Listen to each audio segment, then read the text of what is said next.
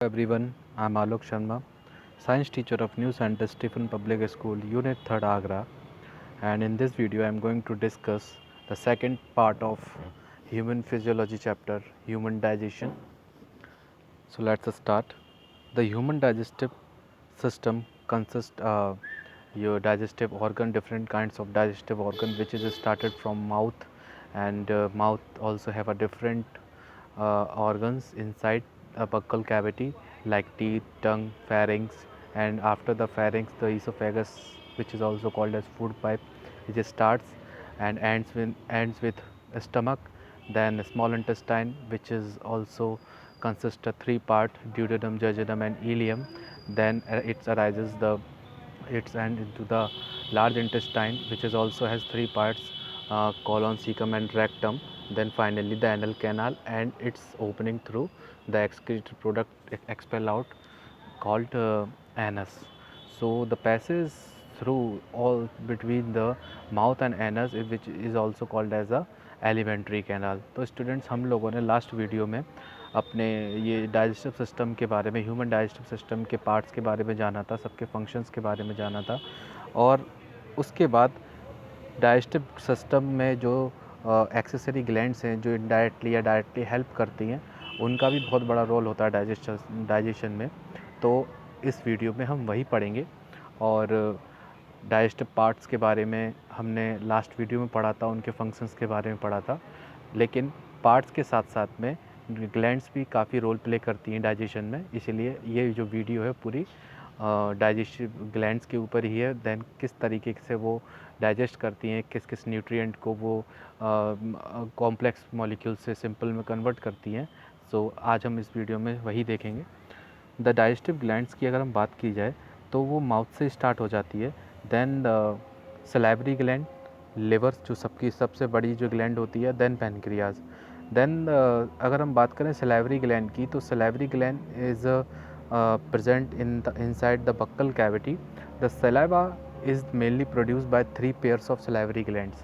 यानी कि salivary glands के खुद में तीन पार्ट होते हैं, यानी कि द पैरोटिड ग्लैंड, सब मैक्सिबुलरी एंड सब मैंडिबुलर. यानी कि सलाइवरी ग्लैंड भी तीन टाइप्स की ग्लैंड्स मिलकर बनी है: द पैरोटिड, सब मैक्सिलरी एंड मैंडिबुलर, जो लॉ के पास होती है. यानी कि जो इन तीनों पेयर्स का जो सीक्रेशन है वो कहलाता है सलाइवा. सलाइवा जिसको हिंदी में हम लार भी बोलते हैं, जो कि बोलस के साथ मिक्स होता है और जो खाना है उसको स्वेलो करने में मदद करता है, डिग्लूटेशन कर देता है उसका, जिसकी वजह से वो ईजिली जो है वो ईसोफेगस के थ्रू स्टमक के अंदर एंटर करता है. So these gland situated just outside the buccal cavity secreted salivary juice into the buccal cavity. यानी कि सलाइवरी जूस रिलीज़ करते हैं. और सलाइवरी जूस का रिलीज़ होना एक बहुत इम्पॉर्टेंट फंक्शन है, क्योंकि अगर सलाइवा रिलीज़ नहीं होगा तो जो माउथ के अंदर जो हमारा जो फूड है वो बोलस में कन्वर्ट नहीं होगा और उसका डिग्लूटेशन नहीं होगा, मतलब वो जो है थोड़ा सा फूलेगा नहीं, जिसकी वजह से एंटर नहीं करेगा. यानी कि लुब्रिकेशन सलाइवा के अंदर जो है सलाइवरी एमाइलेज एंजाइम होता है, जो कि 20% कार्बोहाइड्रेट को भी डाइजेस्ट करता है. उसके बाद उसके अंदर म्यूकस भी होता है. म्यूकस जो है वो लुब्रिकेशन प्रोवाइड करता है, जिसको चिकनाहट बोल सकते हैं. और इस लुब्रिकेशन की वजह से स्टूडेंट्स क्या होगा कि जो खाना जो बोलस बना के वो इजीली पेरिस्टलेटिक मूवमेंट के थ्रू स्टमक के अंदर एंटर कर जाएगा. Now the liver. Liver is the largest gland of the body, यानी कि जिसका वेट 1.2 से 1.5 kg होता है. और लिवर एक बॉडी का ऐसा ऑर्गन है जिसको हम बोल सकते हैं कि जिसमें हाईएस्ट रीजनरेशन पावर होती है. यानी कि हाई पावर ऑफ रीजनरेशन की वजह से ये अगर थोड़ा बहुत इसके अंदर कुछ प्रॉब्लम भी आती है तो ये खुद को रिपेयर कर सकता है, अपने डैमेज सेल को रिपेयर कर सकता है. तो इसलिए लिवर जो है उसमें रीजनरेशन की कैपेसिटी होती है. इवन अब जैसे कि इसमें बात की जाए तो जस्ट बिलो द डायफ्राम, यानी कि जो डायफ्राम है, जो डायफ्राम जो कैविटी है, यानी कि जो एब्डोमिनल कैविटी को और थोरेसिस कैविटी को अलग अलग करता है, तो ये जो डायफ्राम है उसके जस्ट नीचे होता है. And it has the two lobes. The hepatic lobules are the structural and functional unit of liver containing hepatic cells. अगर यहाँ पे बात की जाए हेपेटिक सेल्स की, तो यहाँ पर hepatic is related to the liver. जब भी हेपेटिक वर्ड की बात आती है तो it's related to the liver, यानी कि जो लिवर है उसके अंदर छोटे छोटे हेपेटिक लोब्यूल्स होते हैं, जिसके अंदर उस लोब्यूल्स के अंदर जो है वो हेपेटिक सेल्स होते हैं, और इन्हीं हेपेटिक सेल्स से मिलके एक पूरा लिवर बना हुआ होता है, जो दो पार्ट में डिवाइड होता है, टू लोब्यूल्स में। एक बड़ा लोब्यूल होता है और एक छोटा लोब्यूल होता है।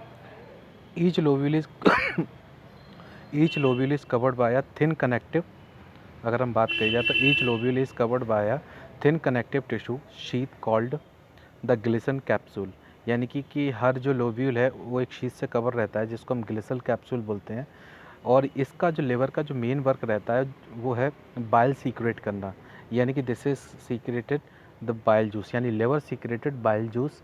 बाइल जूस एक्चुअल में काफ़ी इम्पोर्टेंट सीक्रेशन होता है लिवर का, जो लिवर से रिलीज़ होता है और गॉल ब्लैडर में जाके स्टोर होता है। एक्चुअल में ये जो बाइल जूस है इसका जो नेचर होता है वो एल्कलाइन होता है। अब आप बात करते हैं कि ये बाइल जूस क्यों ज़्यादा ज़रूरी है डाइजेस्टिव सिस्टम के लिए, या हमारे जो जो फूड है उसको डाइजेस्ट करने के लिए। एक्चुअल में ये एल्कल यानी कि इसको हम बात करें, ये एल्कलाइन नेचर है, यानी कि जो इसका जो पीएच है वो बेसिक है। बेसिक पीएच होने की वजह से क्या होता है कि ये इसमें काफ़ी सारे बाइकार्बोनेट सॉल्ट्स होते हैं, और बाइकार्बोनेट सॉल्ट के साथ में इसमें दो पिगमेंट पाए जाते हैं जिसको बिलिरुबिन और बिलिवर्डिन बोलते हैं। बिलिरुबिन एक्चुअल में ये जो प्रोडक्ट्स होते हैं ये डेड हीमोग्लोबिन प्रोडक्ट होता है क्योंकि हम सबको पता है कि जो रेड ब्लड सेल्स के अंदर जो हीमोग्लोबिन है उसकी जो लाइफ स्पान है, यानी कि जो रेड ब्लड सेल्स हैं उसमें न्यूक्लियस नहीं होता। तो न्यूक्लियस ना होने की वजह से स्टूडेंट्स क्या है कि वो उसका जो आफ्टर 120 डेज़ वो डेड हो जाते हैं। तो 120 दिन बाद जब वो डेड हो जाएंगे तो उसकी हीमोग्लोबिन भी डेड हो जाएगी। That haemoglobin is converted into the two pigment bilirubin and बिलिवर्डिन, जो कि स्प्लीन में कन्वर्ट होती है और जाके स्टोर हो जाती है लिवर में, और लिवर जो है इसको सिंथेसाइज करके मॉडिफाइड करके ये बाइल के साथ में रिलीज़ करता है, जो कि ग्रीनिश येलोइश कलर का फ्लूइड होता है, जिसको हिंदी में पित्त रस भी बोलते हैं, पित्त जिसको बोलते हैं। और ये जो स्टोर है वो कहाँ होता है, पित्त की थैली, यानी कि जिसको गॉल ब्लैडर बोलते हैं। अब यहाँ पर बात आती है कि जैसे कि हमने देखा होगा कैल्कुलाई, यानी जिसको कैल्सी भी बोलते हैं या कैलकुलस भी बोलते हैं। एक्चुअल में जो स्टोन्स यानी पत्थरी को बोलते हैं कैलकुलस। तो ये जो स्टोन्स हैं वो एक्चुअल में यही बाइल जब रिलीज़ का जो बाइल का जो सीक्रेशन है वो एबनॉर्मल हो जाए, या बाइल का जो जो सीक्रेशन है वो थोड़ा विस्कस हो जाए या और ज़्यादा विस्कस हो जाए, तो ये बाइकार्बोनेट सॉल्ट जो है वो आपस में ही क्या करते हैं, आपस में इकट्ठे होने लग जाते हैं और वो स्टोन्स का रूप ले लेते हैं, वो वही स्टोन्स बनाते हैं।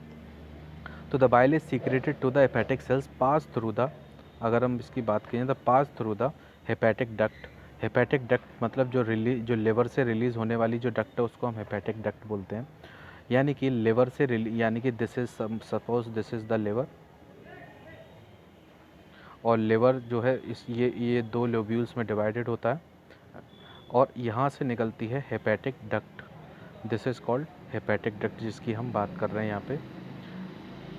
Is stored and concentrated in the thin muscular sacs called gall bladder, यानी कि यहाँ पर हम देख सकते हैं, दिस डायग्राम शोज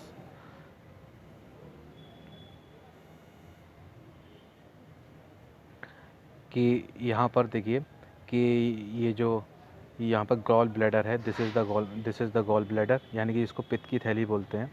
और ये जो डक्ट हैं ये जो है लिवर से आती हैं, मैं suppose this is the liver, तो लिवर से रिलीज़ होता है यहाँ पर ये जो duct from the liver, this is called hepatic duct. और ये हेपेटिक डक्ट और यहाँ पर जो यहाँ से जो गॉल ब्लैडर की डक्ट है और यहाँ से जो पैनक्रियाटिक डक्ट है, ये यहाँ पर तीनों मिल जाती हैं। इस जंक्शन को बोलते हैं हेपेटो पैनक्रियाटिक एम्पुला, यानी कि यहाँ पर गॉल ब्लैडर, लिवर, और यहाँ पर बात की जाए तो pancreas, this is the pancreas is a leaf like structure. ये तीनों डक्ट आपस में मिल जाती हैं और तीनों का सीक्रेशन, यानी कि लिवर बाइल जूस रिलीज़ करता है और स्टोर होता है गॉल ब्लैडर में, और पैनक्रियाज जो है पैनक्रियाटिक जूस रिलीज़ करता है पैनक्रियाटिक डक्ट के थ्रू। तो पैनक्रियाटिक डक्ट, देन द ये बाइल डक्ट यानी कि लिवर की डक्ट, और ये जो गॉल ब्लैडर की डक्ट, ये तीनों एक साथ मिल जाती हैं। That point is called hepato pancreatic ampulla.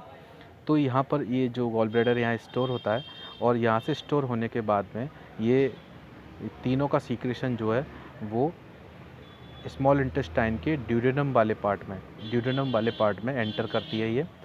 तो स्पिंचर्स ऑफ ऑडी बोलते हैं, यहाँ पर जो वॉल्स होते हैं वो ओपन हो जाते हैं, और उसको ओपन होने के बाद में यहाँ से ये जो जितने भी रिलीज जो भी सिक्रेशन है गॉल ब्लैडर का, पैनक्रियास का और लिवर का, ये सारा ही एंटर कर जाता है स्मॉल इंटेस्टाइन में। तो फाइनली स्टूडेंट्स यहाँ पर सबसे मैंने जो अभी क्वेश्चन किया था कि क्यों ये जूस ज़रूरी है, लिवर से रिलीज़ होने वाला बाइल जूस क्यों, क्योंकि ये सारा जो जूस है जो जो जो गॉल ब्लैडर में स्टोर हुआ है वो सारा ही एंटर कर जाता है स्मॉल इंटेस्टाइन के ड्यूडेनम वाले पार्ट पे। तो यानी कि जैसे ही स्मॉल इंटेस्टाइन में ये एंटर कर जाएगा, तो इसका मैंने पीएच बताया था, वो पीएच है बेसिक। तो जितना भी बाइल जूस और जितना भी पैनक्रेटिक जूस जैसे ही एंटर करेगा स्मॉल इंटेस्टाइन में, देन वहाँ पर इन दोनों जूस को कलेक्टिवली बोलते हैं हम इंटेस्टाइनल जूस। तो इंटेस्टाइनल जो जूस है वो इस पूरे स्मॉल इंटेस्टाइन के जो पीएच को वो अबव द 7 कर देगा, यानी कि 7 से यानी कि अबव कर देगा, यानी कि 7 to 8 के बीच में कर देगा। तो यहाँ पर ये जो पीएच है वो बेसिक हो जाएगी, जिसकी वजह से क्या होगा कि जो खाना स्टमक से आ रहा है, जो स्टमक में जो लिवर जो स्टमक में जो HCl है, एसिड है, एसिडिक की वजह से वहाँ पर जो है, जैसे कि अगर हम इसमें बात करते हैं कि suppose this is the stomach, और स्टमक में अगर ये फूड है तो इसके अंदर जो गैस्ट्रिक ग्लैंड्स हैं वो HCl रिलीज़ करती हैं, जिसकी वजह से पूरा खाना जो है वो एसिडिक हो जाता है। तो इस एसिड को न्यूट्रल करने के लिए इसके अंदर जो भी इंटेस्टाइनल जूस है वो, यानी कि जो बाइल जूस की जो बेसिक नेचर है बाइल जूस का, जैसे ही फूड एंटर करेगा अब स्मॉल इंटेस्टाइन में, तो वैसे ही ये जो खाना एसिडिक से और ये जो बेसिक है इससे रिएक्शन करके यहाँ पर न्यूट्रलाइज हो जाएगा, यानी कि जो यहाँ पर हम बात कर सकते हैं कि जो न्यूट्रलाइजेशन रिएक्शन है वो हो जाएगी, और इस न्यूट्रलाइजेशन रिएक्शन की वजह से पूरा खाना जो है वो न्यूट्रल हो जाएगा, जिससे काफ़ी इजीली जो है फूड को डाइजेस्ट होने में हेल्प मिलेगी। सो इसलिए बाइल जूस काफ़ी ज़्यादा इम्पॉर्टेंट हो जाता है, क्योंकि बाइल जूस रिलीज़ नहीं होगा तो वो इंटेस्टाइन में नहीं जाएगा, और इंटेस्टाइन में नहीं जाएगा तो वो जो फूड है वो हमारा एसिडिक एनवायरनमेंट में ही रहेगा, एसिडिक नेचर का रहेगा, जिसकी वजह से एब्जॉर्प्शन में जो है वो इंटरफेरेंस होगा और काफ़ी ज़्यादा दिक्कत आएगी डाइजेशन में। इसलिए कोई भी डाइजेस्टिव एंजाइम ना होते हुए बाइल जूस में फिर भी बाइल जूस काफ़ी ज़्यादा इम्पॉर्टेंट बन जाता है डाइजेशन के लिए। So student, this is all about the digestion. तो जैसा मैंने बताया, लिवर लार्जेस्ट ग्लैंड होती है बॉडी की, लगभग 1.5 किलो उसमें वजन होता है, डायफ्राम्स के जस्ट नीचे होता है एब्डोमिनल कैविटी में, और जो पूरा लिवर है वो 2 पार्ट में डिवाइड होता है, स्मॉल और लार्ज पार्ट में 2 लोब्यूल्स होते हैं, और पूरा ही लिवर के अंदर जो है वो हेपेटिक लोब्यूल्स होते हैं, और सारे ही हेपेटिक लोब्यूल्स के अंदर कौन से सेल्स होते हैं, हेपेटिक सेल्स। तो हेपेटिक सेल्स यूनिट भी बोल सकते हैं हम लिवर की। देन वहाँ से एक डक्ट निकल कर आती है जिसको हम हेपेटिक डक्ट बोलते हैं, जो कि पैनक्रिएटिक डक्ट के साथ में और गॉल ब्लैडर की डक्ट के साथ में मिलके एक जंक्शन बनाती है, जिसको हेपेटिक पैनक्रिएटिक एम्पुला बोलते हैं। जहाँ से क्या होगा कि जो पैनक्रियाज है पैनक्रिएटिक जूस रिलीज़ करेगा, बाइल जूस और लिवर जो है बाइल जूस रिलीज़ करेगा, तो ये दोनों ही जूस मिलके ये सारा ही जो इंटेस्टाइन में एंटर करेंगे, वहाँ पर ये इंटेस्टाइनल जूस बन जाएंगे। So this is all about the liver. Now the bile duct and the pancreatic duct open through the duodenum and the common hepato pancreatic ampulla, यानी कि जैसा मैंने अभी आपको बताया इसमें,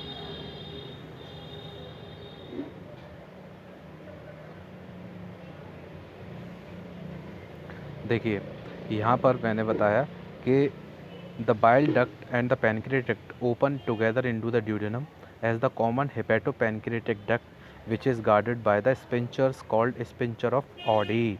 अब ये स्पिंचर ऑफ ऑडी क्या होते हैं?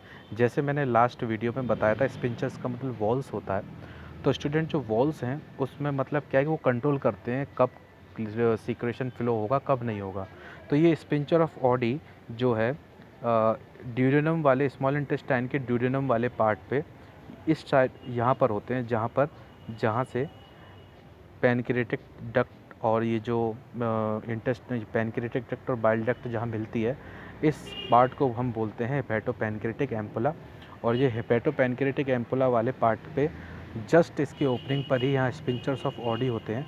ये क्लोज रहते हैं जब कोई भी बाइल जूस या पैनक्रिएटिक जूस एंटर नहीं कर रहा होता है स्मॉल इंटेस्टाइन में, लेकिन जब ओपन हो जाते हैं, जब यहाँ से जब लिवर जब जब पैनक्रियाज जो अपना रिलीज़ पैनक्रियाटिक जूस रिलीज़ करती है और जब लिवर जो है बाइल जूस रिलीज़ करता है, तो तब ये दोनों जब जूस जो हैं जब एंटर करते हैं इंटेस्टाइन में, ड्यूडेनम इंटेस्टाइन के ड्यूडेनम वाले पार्ट पे, तब ये जो स्पिंचर्स ऑफ ऑडी हैं, यानी कि यहाँ पर ये जो वॉल्स हैं स्पिंचर्स ऑफ ऑडी, ये जो है यहाँ पर ओपन हो जाएंगे और इनके ओपन होते ही सारा पैनक्रियाटिक जूस और इंटेस्टाइनल जूस, पैनक्रियाटिक जूस और बाइल जूस, वो सारा एंटर कर जाएगा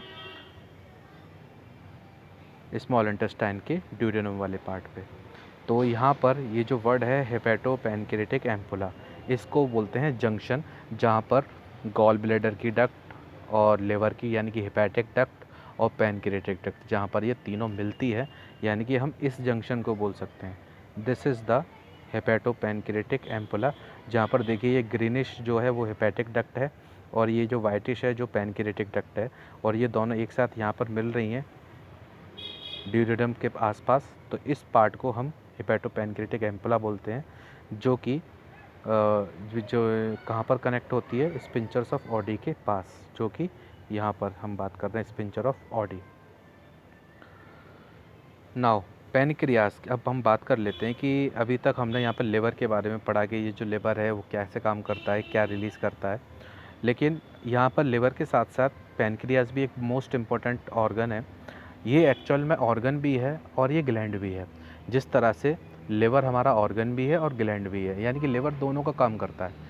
लिवर का काम मेटाबॉलिज्म भी है, मतलब ये कॉम्प्लेक्स मॉलिक्यूल को सिंपल मॉलिक्यूल में कन्वर्ट करता है, और लिवर का काम जो है वो स्टूडेंट्स रिलीज़ करना भी है, क्योंकि ये बाइल जूस रिलीज़ करता है इसलिए ग्लैंड है, और ये मेटाबोलाइज करता है सब्सटेंसेस को, तो ये इसलिए ये ऑर्गन है। इसी तरीके से पैनक्रियास भी क्या है, एक ऑर्गन है, पैनक्रियाटिक जूस रिलीज़ करती है, ये भी एक ग्लैंड है। तो इस तरीके से हम बात कर सकते हैं। तो ये जो हम बात करते हैं पैनक्रियाटिक यानी डाइजेस्टिव एंजाइम्स रिलीज़ करती है, दूसरा ये जो है इंसुलिन हार्मोन रिलीज़ करती है, तो ये काफ़ी इंपॉर्टेंट हो जाती है डाइजेशन के लिए। तो जैसा कि हम इसमें बात कर सकते हैं कि pancreas is the compound both exocrine and endocrine gland, यानी कि ग्लैंड्स दो टाइप की होती हैं बॉडी में, एक्सोक्राइन भी होती है और एंडोक्राइन भी होती है, मतलब जो ब्लड में डायरेक्टली सीक्रेशन रिलीज़ करती हैं और जो डक्ट के थ्रू करती हैं। तो elongated organ situated between the limbs of the U shaped duodenum, यानी कि ये भी स्मॉल इंटेस्टाइन के आसपास ड्यूडेनम वाले पार्ट पे के आसपास ही होती है। And the exocrine portion secret alkaline pancreatic juice contain enzyme, and the endocrine portion secret hormone insulin and glucagon. यहाँ पर ये जो पैनक्रियाज है ये दोनों टाइप यानी एक्सोक्राइन ग्लैंड की तरह भी काम करती है और एंडोक्राइन ग्लैंड की तरह भी काम करती है। अच्छा, ये जो एक्सोक्राइन ग्लैंड की तरह यानी कि डक्ट के थ्रू अपना जब सीक्रेशन रिलीज़ करती है, तब ये पैनक्रियाटिक जूस रिलीज़ करती है। यानी कि जब भी यहाँ पर बात की जाएगी पैनक्रियाटिक जूस की, इसकी जैसे कि हम बात करते हैं यहाँ पे स्टूडेंट्स,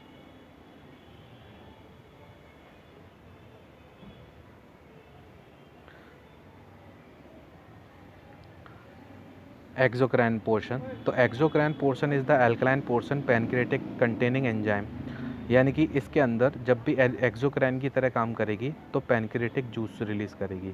यानी कि जब भी ये एक्सोक्राइन ग्लैंड की तरह काम करेगी तो ये पैनक्रियाटिक जूस रिलीज़ करेगी, और जो पैनक्रियाटिक जूस जब भी रिलीज़ करेगी तो यहाँ पर सीक्रेट एल्कलाइन एंजाइम्स, तो एल्कलाइन एंजाइम्स कौन कौन से, अगर इसके अंदर जो एंजाइम्स होते हैं वो लाइपेज एंजाइम होता है और सेल एमाइलेज एंजाइम होता है, और अगर हम इसकी बात करें तो ये यहाँ पर ये ट्रिप्सिन एंजाइम को, यानी कि इतने टाइप के ये जो एंजाइम्स हैं, यानी ट्रिप्सिन एंजाइम जो है वो प्रोटीन को डाइजेस्ट करेगा, और जो एमाइलेज एंजाइम है, यानी कि मैंने बताया था कि सलाइवरी एमाइलेज एक एंजाइम जो माउथ के सलाइवा में होता है, वो 20% कार्बोहाइड्रेट को डाइजेस्ट करता है, लेकिन 80% अनडाइजेस्टेड है अभी भी, तो उसको डाइजेस्ट करने का काम होता है किसका, ये एमाइलेज का, जो कि यहाँ पर पैनक्रियाटिक जूस से रिलीज़ हो रहा है।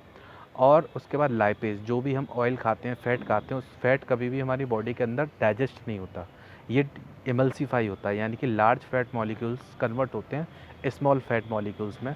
तो उस कंडीशन में कि अगर हम बात करें तो लार्ज से सॉफ्ट में, तो ये यहाँ पर ये जो है लाइपेज एंजाइम यहाँ पे वर्क करता है। तो the endocrine portion secret hormone called, और जो एंडोक्राइन पोर्शन है यानी कि जो डायरेक्टली जो ब्लड में रिलीज़ करता है जो प्रोडक्ट, यानी कि वो इंसुलिन और ग्लूकागॉन है। यहाँ पर हम बात करते हैं इंसुलिन की, इंसुलिन हार्मोन और ग्लूकागॉन हार्मोन। ये जो हार्मोन जो है वो डायरेक्ट हमारे ब्लड में रिलीज़ होते हैं, यानी कि पैनक्रियाज जो है इसको डायरेक्टली इन हार्मोन्स को, इन दो हार्मोन्स को डायरेक्टली ब्लड में रिलीज़ करता है, इसीलिए इसको एंडोक्राइन बोलते हैं, क्योंकि ये एंडोक्राइन की तरह काम कर रहा है। लेकिन यहाँ पर एक्सोक्राइन पोर्शन की तरह ये कब काम करेगा, जब ये पैनक्रियाटिक जूस रिलीज़ करेगा। तो पैनक्रियाटिक जूस जब रिलीज़ करता है तो ये पैनक्रियाटिक डक्ट के थ्रू करता है, जो कि यहाँ पर हम डायग्राम में देख सकते हैं। और जब भी ये एंडोक्राइन पोर्शन, जब भी यानी कि ये हार्मोन इंसुलिन और ग्लूकागॉन रिलीज़ करता है, तब ये डायरेक्टली ब्लड में रिलीज़ करता है। इसीलिए जो पैनक्रियाज है वो दोनों ग्लैंड है, दोनों ग्लैंड की तरह वर्क करता है, endocrine as well as exocrine. Now this is the function of pancreas, liver. लेकिन यहाँ पर एक गॉल ब्लैडर आया, गॉल ब्लैडर का जो पार्ट आया है, जैसे हम यहाँ पे देख सकते हैं ये गॉल ब्लैडर। इसका वर्क स्टूडेंट्स एक्चुअल में इसका काम कोई सीक्रेशन करना नहीं है, इसका काम सिर्फ इतना है कि जो लिवर से, यानी कि लिवर से ये जो डक्ट आ रही हैं, हेपेटिक डक्ट जिसको बोलते हैं, इन डक्ट के थ्रू जो बाइल जूस आ रहा है उसको सिर्फ स्टोर करने का काम होता है इसका। और जब भी स्टोर करने का काम इसमें ये जो है करती है बाइल जूस को, लेकिन जब भी मान लीजिए कि इसमें स्टोन्स हो जाती है तो ज़्यादातर देखा होगा पित्त की थैली में ही ज़्यादा पथरी होती है। क्यों होती है, क्योंकि वहाँ पर बाइल जूस ज़्यादा स्टोर होता है। तो वहाँ स्टोर रह रह के अगर मान लीजिए कि लैक ऑफ एक्सरसाइज या डेली का जो रूटीन है वो अगर आपका ख़राब है, या फिर जो लाइफ स्टाइल है वो ख़राब है, तो जिसकी वजह से क्या होता है कि यहाँ पर जो डिपोजिशन है वो भी काफ़ी ज़्यादा जो है वो विस्कस हो जाता है, जिसकी वजह से यहीं स्टोन्स बन जाती हैं। तो इसको काट के फिर यहाँ से निकालना पड़ता है। तो इसको काटने से एज सच बॉडी पे कोई ज़्यादा फ़र्क नहीं पड़ता, लेकिन फिर जो फैटी और जो ऑयली और जो स्पाइसी चीज़ें उनसे दूरी बना लेना ही बेहतर है, क्योंकि फिर after the removal of gall bladder in the body, जब भी गॉल ब्लैडर बॉडी से रिलीज निकल जाएगा तो फिर उसके बाद बाइल जूस है वो डायरेक्टली हेपेटिक डक्ट के through pancreatic hepato pancreatic ampulla के थ्रू जंक्शन कर दिया जाएगा, जिससे सिर्फ क्या होगा कि आप जिससे डाइजेशन कर सकते पर हैवी मील नहीं ले सकते, ज़्यादा स्पाइसी फूड नहीं ले सकते और ज़्यादा चिकनाहट वाला खाना नहीं खा सकते। तो ये असर पड़ता है गॉल ब्लैडर के ना होने से। तो अब हमने देख लिया कि ये जो मोस्ट इम्पॉर्टेंट डाइजेस्टिव ग्लैंड्स, इनका वर्क क्या है। ये काफ़ी ज़्यादा इम्पोर्टेंट वर्क करती हैं, और अगर ये नहीं होंगी तो जिसकी वजह से क्या होगा स्टूडेंट कि ये डाइजेशन पे काफ़ी ज़्यादा इफ़ेक्ट पड़ेगा। अब मैंने बताया कि जो पैनक्रियाज है वो भी एंजाइम्स रिलीज़ करती हैं, बाइल जूस में के कंटेंट मैंने बताया। अब ये एक्चुअल में कौन सा एंजाइम किस तरह से कैसे डाइजेस्ट करता है वो हम पढ़ेंगे इसमें। तो डाइजेशन ऑफ फूड, तो the process of digestion of food is accomplished by the mechanical and chemical process, यानी कि ये मैकेनिकल प्रोसेस भी है और केमिकल प्रोसेस भी है। The buccal cavity perform two major function, यानी कि जो हमारा माउथ है उसके अंदर जो कैविटी है उसको बक्कल कैविटी बोलते हैं, वो दो फंक्शन परफॉर्म करती है, mastication of food and facilitation of swallowing. मैंने बताया स्वलोइंग का मतलब क्या, कि जो हमारा जो खाना है जैसे ही हम माउथ में उसको हम च्यू करते हैं तो वो धीरे धीरे थोड़ा सा फूलने लगता है सलाइवा की वजह से। तो यानी कि मैस्टिकेट करना, उसको स्वेलो करना और उसको छोटे छोटे टुकड़ों में कन्वर्ट करना, और जो टंग है उसको ग्राइंड करने का काम करती है।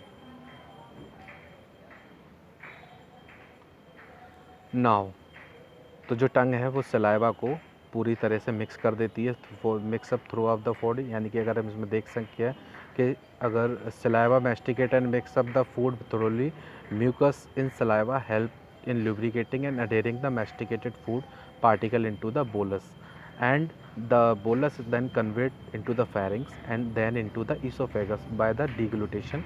यानी कि मैंने इसमें अभी बताया था कि जो टंग है वो जो सलाइवा को मिक्स करके बोलस में कन्वर्ट कर देती है फूड को, एंड फूड को जो उसके बाद में अगर हम बात की जाए तो then convert into the pharynx and then into the oesophagus the swallow और डिग्लूटेशन।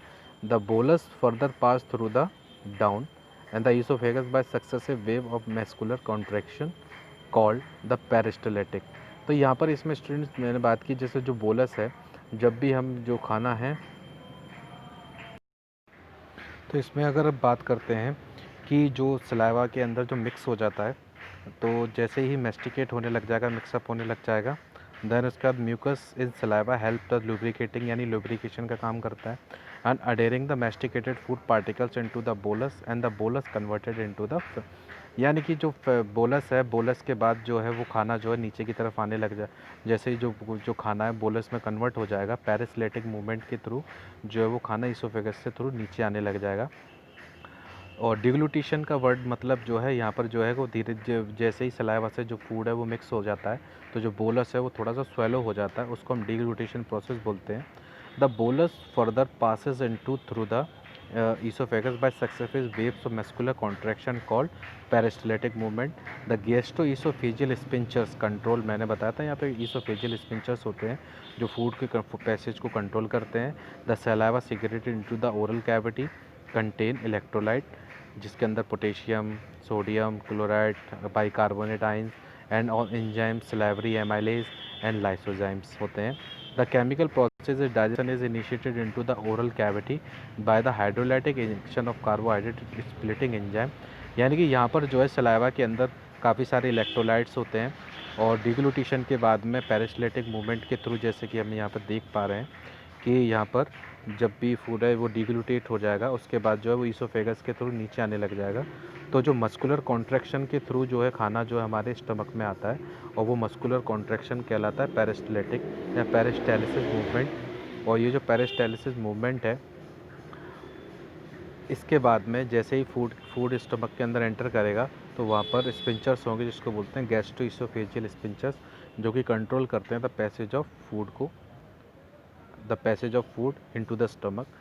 उसके बाद जैसे स्टमक के अंदर जब खाना आ जाएगा, देन उसके बाद जो है सलाइवा जो है, जिसके अंदर काफ़ी सारे एंजाइम्स होते हैं, जैसे ही ये सलाइवा को करने लग जाएंगे, देन उसके बाद ये जो खाने की डाइजेशन की जो प्रोसेस है वो स्टार्ट हो जाएगी। सलाइवरी एमाइलेज जो है उसके अंदर लाइसोजाइम एंजाइम्स भी होते हैं। तो ये जो लाइसोजाइम्स एंजाइम्स हैं ये यहाँ पर वर्क करते हैं और बैक्टीरिया को किल करने में हेल्प करते हैं जो खाने के साथ अंदर आए हैं। And the chemical process of digestion is initiated into the oral cavity, यानी कि डाइजेशन जो है हमारा वो माउथ से स्टार्ट हो जाता है। क्यों? क्योंकि the hydrolytic action of carbohydrate splitting enzyme the salivary amylase, यानी कि 30% जो स्टार्च है या 20% स्टार्च है वो हमारा वो जो है माउथ में स्टार्ट हो जाता है और उसको कन्वर्ट कर देता है, यानी कि जो कार्बोहाइड्रेट है वो डाइसैकेराइड में कन्वर्ट होना स्टार्ट कर देते हैं माउथ के अंदर ही। तो कह सकते हैं कि जो डाइजेशन है वो ओरल कैविटी से ही स्टार्ट हो जाता है। एंड उसके बाद में अगर हम बात करें तो lysozyme present in the saliva act as antibacterial agent, यानी कि जो सलाइवा के अंदर जो लाइसोजाइम है वो एंटीबैक्टीरियल एजेंट की तरह काम करता है। देन उसके बाद यहाँ पर जो भी बैक्टीरिया है वो किल हो जाते हैं। यहाँ पर हम स्टूडेंट देख रहे हैं कि जो स्टार्च है, ये स्टार्च ये स्टार्च हम बात कर रहे हैं यहाँ पे जो माउथ के अंदर प्रेजेंट है, यानी कि जैसे ही हमने बताया कि जो टोटल जो कार्बोहाइड्रेट अगर हम खा रहे हैं खाने में, तो उसका 20-30% जो है वो हमारे माउथ से ही डाइजेशन स्टार्ट हो जाता है। तो वहाँ पर जो सलाइवरी एमाइलेज है जिसका पीएच 6.8 के समथिंग है, ये स्टार्च को यानी कि पॉलीसैकेराइड्स को यानी कि डाइसैकेराइड यानी माल्टोज में कन्वर्ट कर देता है। तो यहाँ से कह सकते हैं कि माउथ से ही जो है डाइजेशन स्टार्ट हो जाता है। उसके बाद आता है स्टमक। तो स्टमक के अंदर जो है ग्लैंड्स होती हैं। अगर हम बात करें तो stomach has a gastric gland, और उस गैस्ट्रिक ग्लैंड्स में 3 तरीके के सेल्स होते हैं। अगर हम बात करें, म्यूकस सेल्स होते हैं, पेप्टिक सेल्स और या चीफ सेल्स बोल सकते हैं इनको, या पेराइटल या ऑक्सेंटिक सेल्स बोल सकते हैं इनको। इनका सबका अलग अलग वर्क है। जो म्यूकस है यानी म्यूकस नेक सेल्स सीक्रेट करते हैं म्यूकस को, यानी कि जो इंटरनल लाइनिंग्स होती हैं जो स्टमक की, जैसे कि अगर हम बात करें तो इंटरनल लाइनिंग जो है म्यूकस की, उनको सीक्रेट करने का काम है म्यूकस नेक सेल्स का। पेप्टिक सेल्स या चीफ सेल्स जो हैं वो पेप्रो एंजाइम रिलीज़ करते हैं, पेप्सिनोजन। एक्चुअल में ये जो पेप्सिनोजन एंजाइम है, ये पेप्सिनोजन इनएक्टिव फॉर्म है किसकी? अगर आप बात करते हैं पेप्सिनोजन जो है, it is a inactive form of a pepsin enzyme, जो कि प्रोटीन्स को डाइजेस्ट करती है। देन ऑक्सेंटिक सेल्स जो हैं वो सीक्रेट करते हैं HCl, और एक इंट्रिंसिक फैक्टर होता है जिसको बोलते हैं castle intrinsic factor. Castle intrinsic जो फैक्टर है वो हेल्प करता है विटामिन B12 के एब्जॉर्प्शन में, और B12 का एब्जॉर्प्शन होगा स्टूडेंट तो उससे क्या होगा कि जो B12 का एब्जॉर्प्शन है उससे आयरन का एब्जॉर्प्शन होगा, यानी विटामिन B12 यानी सियानोकोबाल्मिन इसका कॉमन नेम है। ये जो है विटामिन B12 ये काफ़ी ज़्यादा ज़रूरी है आयरन के एब्जॉर्प्शन के लिए। तो आयरन का एब्जॉर्प्शन तभी होगा जब विटामिन B12 का कंसंट्रेशन काफ़ी अच्छा खासा होगा। देन जो पेप्सिनोजन है एक प्रो एंजाइम होती है, ये तभी कन्वर्ट होगी जब HCl रिलीज़ होने लग जाएगा। यानी कि जैसे कि इसमें बात की जाए तो ये जो पेप्सिनोजन की अगर बात करते हैं इसमें पेप्सिनोजन एंजाइम्स की जब भी बात करते हैं इसमें, तो ये जो पेप्सिनोजन है ये तभी एक्टिवेट हो pepsinogen convert into the pepsin ये और in the presence of HCl। तो इसको एसिडिक एनवायरनमेंट चाहिए। तो HCl रिलीज यानी कि सबसे पहले म्यूकस रिलीज़ होगा। म्यूकस जो है इंटरनल लाइनिंग को कवर करेगा सबसे पहले, ताकि जो HCl है वो स्टमक को खुद जला ना दे या उसको हार्म ना कर दे। क्योंकि ये सबसे बड़ा क्वेश्चन आता है कि जो HCl जो है, जो स्टमक के अंदर जो HCl आता है, जो HCl रिलीज़ होता है उसका जो pH है वो लगभग 2 से लेकर 3 तक रहता है।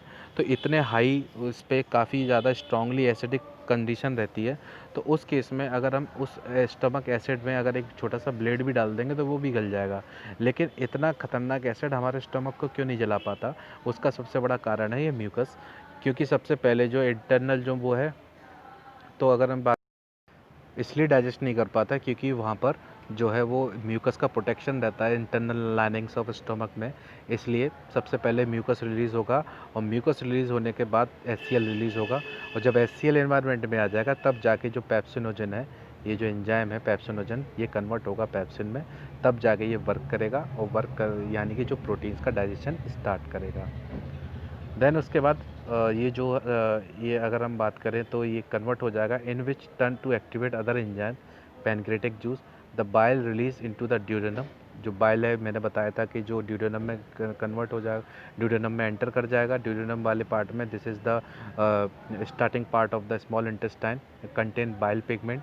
जैसा मैंने बताया था कि जिसके अंदर बाइल पिगमेंट होते हैं, और जो बाइल पिगमेंट हैं जैसे कौन बिलिरुबिन और बिलिवर्डिन, यानी कि ये ड्यूडेनम वाले पार्ट में एंटर करेगा।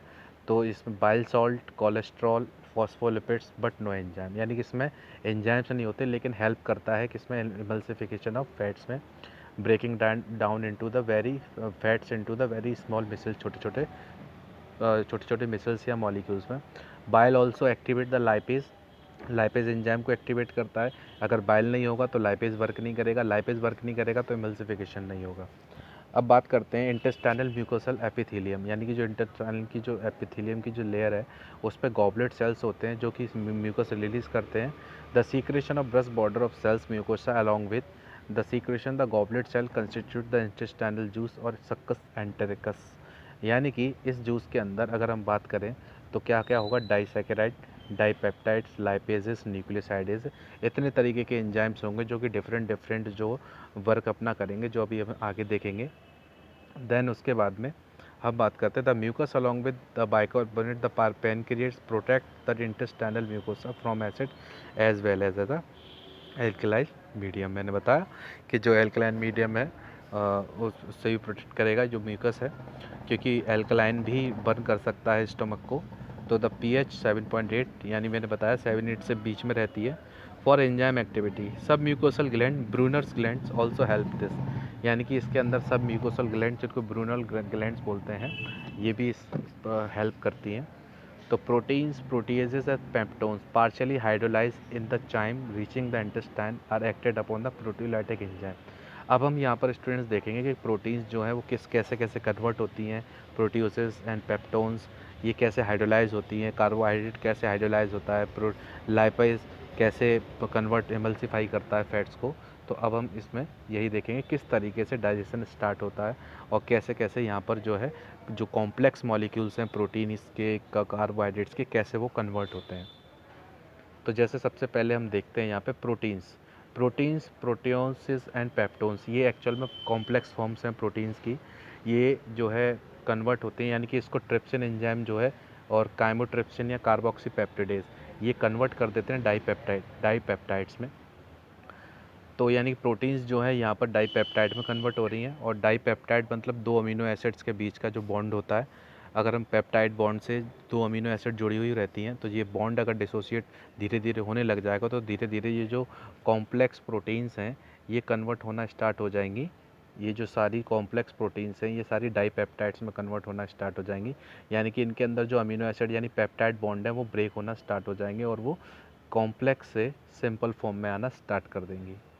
देन उसके बाद में कार्बोहाइड्रेट्स की बात की जाए तो कार्बोहाइड्रेट हम ज़्यादातर कॉम्प्लेक्स लेते हैं यानी पॉलीसैकेराइड्स के रूप में लेते हैं। तो ये जो पॉलीसैकेराइड मतलब स्टार्च है वो उसको एमाइलेज एंजाइम जो है वो डाइसैकेराइड में कन्वर्ट कर देगा, यानी कि वहाँ पर स्टमक में जो पैप्स यानी कि इस इंटेस्टाइन में जो प्रोटीन को डाइजेस्ट करने वाला एंजाइम है उसको बोलते हैं ट्रिप्सिन, और स्टमक में जो प्रोटीन्स को डाइजेस्ट करने वाला एंजाइम है उसको बोलते हैं पेप्सिन। तो 20% पेप्सिन जो है कार्ब प्रोटीन्स को डाइजेस्ट कर देगी पेप्टाइड्स में, और 20% सलेवरी एमाइलेज माउथ में कार्बोहाइड्रेट को डाइजेस्ट कर देगा। तो रेस्ट ऑफ द 80% जो कार्बोहाइड्रेट है और रेस्ट ऑफ द 80% जो प्रोटीन्स हैं उसको, यानी कि ये जो एमाइलेज जो है कार्बोहाइड्रेट रेस्ट ऑफ द 80% है उसको स्मॉल इंटेस्टाइन के अंदर डाइजेस्ट कर देगा, यानी कि this is the complete digestion of polysaccharide and this is the complete digestion of the 80% proteins is called proteins, यानी कि इसका भी कंप्लीट डाइजेशन हो जाएगा। इसकी वजह से क्या होगा, इसीलिए हम स्मॉल इंटेस्टाइन को बोलते हैं complete site of digestion. Then उसके बाद बात आती है कि जो फैट्स हैं उसको उसका क्या होता है। तो फैट्स पे लाइपेज एंजाइम वर्क करता है, डाइग्लिसराइड्स में कन्वर्ट कर देता है, और डाइग्लिसराइड्स कन्वर्ट हो जाते हैं मोनोग्लिसराइड्स में। ग्लिसराइड्स यानी कि यहाँ पर ये ग्लूकोज फैट जो है वो एक्चुअल में ये भी कॉम्प्लेक्स ग्लूकोज मॉलिक्यूल्स ही होते हैं, तो इनको ये डाइजेस्ट नहीं होते, ये सिर्फ क्या है एमल्सीफाई होते हैं। देन उसके बाद जो भी न्यूक्लियस यानी न्यूक्लियोटाइड्स में कन्वर्ट, यानी it is the nitrogen containing compound जिससे मिलके हमारा डीएनए बनता है। तो न्यूक्लियोटाइड और न्यूक्लियोसाइड ये दो बेसिक मटेरियल है हमारे ह्यूमन डीएनए बनाने के लिए। तो इसको ये न्यूक्लिक एसिड्स हैं, इसको न्यूक्लियस एंजाइम क्या है डिसोसिएट कर देता है। तो इस तरीके से स्टूडेंट्स यहाँ पर जो है पूरी हमने यहाँ पर देखा डाइजेशन प्रोटीन्स का, पॉलिस यानी कि प्रोटीन्स का, पॉलीसैकेराइड का, फैट्स का और न्यूक्लिक एसिड्स का। These the enzyme in the succus centricus act on the end product of the above reaction to form respective simplest absorbable form. These final step into the digestion occurs very close the mucosal epithelial cells to the intestine। यानी कि यहाँ पर ये जो है सारे ये nucleoside हो गया, मोनोसैकेराइड्स हो गए, ये सारे ही अपने सिंपल फॉर्म में आ गए और अब ये रेडी हैं ब्लड में एंटर करने के लिए। तो यहाँ पर फिंगर लाइक प्रोजेक्शन आपने 10th क्लास में पढ़ा भी होगा, माइक्रोविलाइज होती हैं स्मॉल इंटेस्टाइन के सरफेस, इनर सरफेस पे फिंगर लाइक प्रोजेक्शन होता है जो कि सरफेस एरिया भी बढ़ाता है इसका। तो वो जो है यहाँ पर वो एब्जॉर्प्शन स्टार्ट कर देता है। तो यहाँ पर कंप्लीट डाइजेशन के बाद यहाँ पर प्रोसेस स्टार्ट हो जाती है एब्जॉर्प्शन की, और ये ब्लड में एंटर करना स्टार्ट कर देते हैं। तो यानी कि डाईपेप्टाइड्स कन्वर्ट इनटू द डाईपेप्ट अमीनो, और जो डाईपेप्टाइड्स वहाँ पर कन्वर्ट हुए हैं, यहाँ पर अगर हम बात करें तो डाईपेप्टाइड जो है वो कन्वर्ट हुए हैं, तो उसको डाईपेप्टिडेज एंजाइम जो है फाइनली अमीनो एसिड में कन्वर्ट कर देगा। माल्टोज जो है वो ग्लूकोज में कन्वर्ट हो जाएगा, लैक्टोज जो है वो भी ग्लूकोज में कन्वर्ट हो जाएगा, सुक्रोज भी ग्लूकोज फ्रक्टोज में कन्वर्ट हो जाएगी, और न्यूक्लियोसाइड और शुगर बेसिस ये भी कन्वर्ट हो जाएगा, और जो भी हमने जो फैट था वो डाईग्लिसराइड मोनोग्लिसराइड्स थे वो फैटी एसिड और ग्लिसरॉल्स में कन्वर्ट हो जाएगा।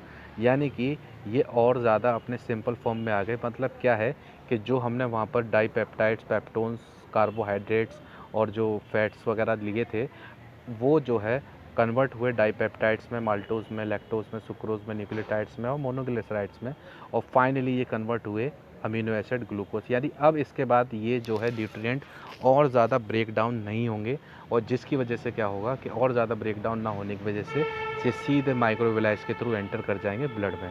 तो यहाँ पर एब्जॉर्प्शन स्टार्ट हो जाएगा, और एब्जॉर्प्शन स्टार्ट होते ही जैसे हमने देखा इसमें the simplest substance thus form the absorb the jejunum ileum region in the small intestine. तो इलियम और जेजेनम वाले पार्ट से, यानी कि ये जेजेनम और इलियम वाले पार्ट से ये सारे सिंपल मॉलिक्यूल ब्लड के अंदर एंटर कर जाएंगे। उसके बाद बात आती है लार्ज इंटेस्टाइन क्या करती है, बॉडी का जितना भी वाटर है वो एब्जॉर्ब वाटर मिनरल्स और जो ड्रग्स हैं वो सारी लार्ज इंटेस्टाइन से एंटर करती हैं। तो लार्ज इंटेस्टाइन का जो वर्क है वो वाटर के एब्जॉर्प्शन में है। Secretion of mucus which help in the adhering the waste particle together and lubricating the easy passage. और म्यूकस के साथ में वेस्ट प्रोडक्ट को मिला के जो हमारा जो अनडाइजेस्टेड फूड है, वेस्ट प्रोडक्ट है, उसको ल्यूब्रिकेट करके और वो पैसेज के रूप में एनएस के थ्रू बाहर निकालने का भी वर्क लार्ज इंटेस्टाइन का है। देन उसके बाद में this is the work of different kind of enzymes which act on the complex molecules and converted into the simpler molecules. Then यहाँ पर एक कॉन्सेप्ट है कि द एक्टिविटीज़ ऑफ द गैस्ट्रोइंटेस्टाइन, और लेकिन ये जो एक्टिविटी है, जैसे हमने देखा कि हम सोते टाइम भी हम खाना खा के सो जाते हैं और जो खाना है वो ऑटोमेटिक डाइजेस्ट होने लग जाता है और कभी पता भी नहीं पड़ता, तो ये ऑटो रेगुलेशन होता है, यानी कि ये जो है बॉडी का जो है इनवॉल्यूंटरी एक्शन है, जो कि ये ऑटोनॉमिक नर्वस सिस्टम के थ्रू कनेक्ट रहता है। तो ये हमारा जो है वो न्यूरल कंट्रोल के थ्रू रहता है, और ये जो न्यूरल कंट्रोल है, न्यूरल एंड द हार्मोनल, यानी कि न्यूरल और हार्मोनल कंट्रोल रहता है। द साइट, स्मेल और presence of the food in the oral cavity can stimulate the secretion of saliva. जैसे हमारे माउथ के अंदर जो है वो गस्टेटरी रिसेप्टर्स होते हैं, और जो नोज़ के अंदर ऑल फैक्ट्री रिसेप्टर्स होते हैं, वो जब भी खाने की स्मेल हम सूंघते हैं तो उससे खाने का मन कराता है, इसलिए क्योंकि वो स्मेल जो है वो एक्टिवेट कर देती है हमारे टेस्ट रिसेप्टर्स को और सलाइवरी ग्लैंड को, जिससे सलाइवा रिलीज़ होना स्टार्ट हो जाता है और हमारे मुंह में पानी आने लग जाता है। तो ये भी एक हमारा न्यूरोलॉजिकल कंट्रोल है जिसको नर्वस सिस्टम कंट्रोल करता है। Gastric and intestinal secretion are also controlled by the neural signal, क्योंकि हमारे स्टमक में इससे एक जो नर्व है जिसको हम वैगस नर्व बोलते हैं, एक्चुअल में वही नर्व जो है वो ये बताती है कि कब हमारा पेट खाली है, कब हमारा पेट भरा है, कब हमें पानी चाहिए, कब प्यास लग रही है। तो वो भी न्यूरल कंट्रोल यानी under the control of central nervous system की आती है। फिर उसके थ्रू एक्टिविटी होती है और हम जो है उसी के अकॉर्डिंग वर्क करते हैं। तो पूरा जो डाइजेस्टिव सिस्टम है which is under the control of autonomic nervous system, और ऑटोनॉमिक नर्वस सिस्टम जो है वो एक हमारे सेंट्रल नर्वस सिस्टम का पार्ट है।